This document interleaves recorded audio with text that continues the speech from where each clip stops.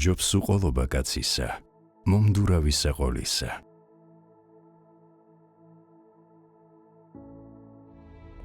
მხოლოდ საყოველთაო ბედნიერების დროსაა შესაძლებელი პირადი ბედნიერების მოპოვება. თომას ჰობსი მე-18 საუკუნის ინგლისელი მეცნიერი და მოაზროვნე, რომელიც პოლიტიკური ფილოსოფიის დამაარსებლად მიიჩნევა და რომელმაც შეიტანა წვლილი ისეთი მეცნიერებების განვითარებაში, როგორიცაა ისტორია, იურისპრუდენცია, თეოლოგია, ფიზიკა და გეომეტრია. ჰობსის ყველაზე ცნობილი ნაშრომი გახდა ტრაქტატი ლევიათანი, რომელიც სოციალური ხელშეკრულების თეორიის ერთ-ერთ ადრეულ და გავლენიან მაგალითად მიიჩნევა. თომას ჰობსი.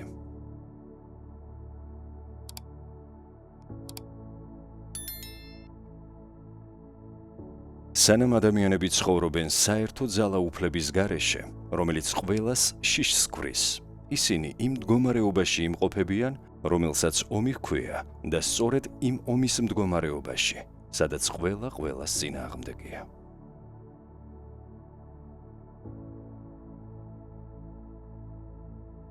საკუთარი თავის რწმენა არის შესანიშნავი რამ, რადგანაც ეს არის იმ ადამიანის ნიშანთვისება, რომელსაც გაცნობიერებული აქვს საკუთარი შესაძლებლობები. ბედნიერება იმაში კი არ არის, რომ რაღაცაში წარმატებას მივაღწიეთ, არამედ თვით წარმატებაშია. ადამიანის ბუნებაში ომის სამი ძირითადი მიზეზია: მეტოქეობა, უნდობლობა და განდიდების წყურვილი. საკუთარი ფანტაზიის უსაზღვრო მრავალფეროვნებით ადამიანებმა შექმნეს ღმერთების უსაზღვრო რაოდენობა. როგორც სხვა ნივთებისადმი, ისევე სხვა ადამიანებთან მიმართებაში ფასს ადგენს არა გამყიდველი, არამედ მყიდველი. როგორც ვირადაც არ უნდა დააფასონ ადამიანებმა საკუთარი თავი, მათი ნამდვილი ფასი არ იქნება იმაზე მაღალი, რამდენადაც ის სხვების მიერაა შეფასებული.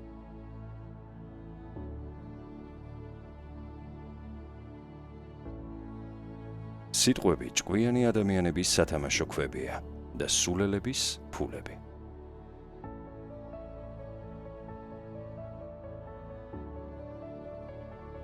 ბოროტება, რომლის გადალახვა არ შეგვიძლია და ვერც თავს ვარიდებთ მას, გვძულს.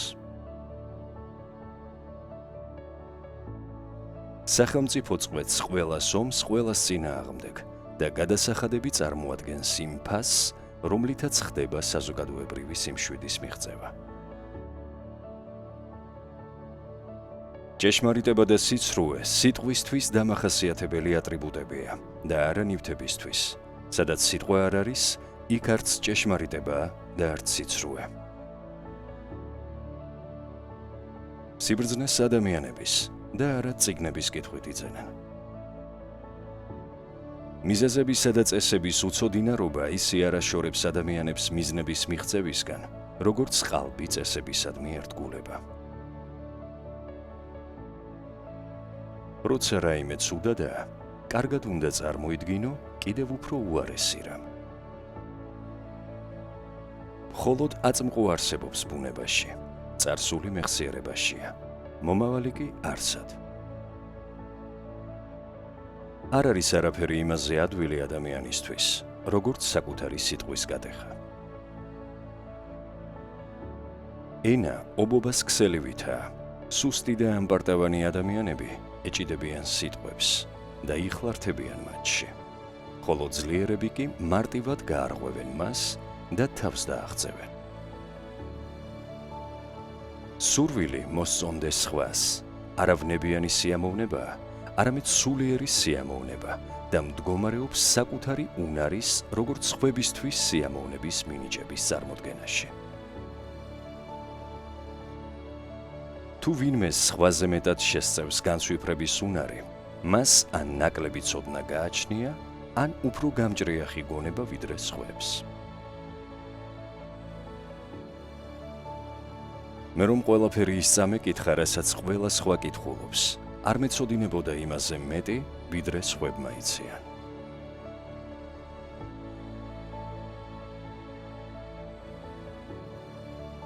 მოიწონე და გამოიწერე ჩვენი არხი. ერთად დავეხმაროთ ადამიანებს შეცვალონ საკუთარი სამყარო. შენ ხარ მნიშვნელოვანი.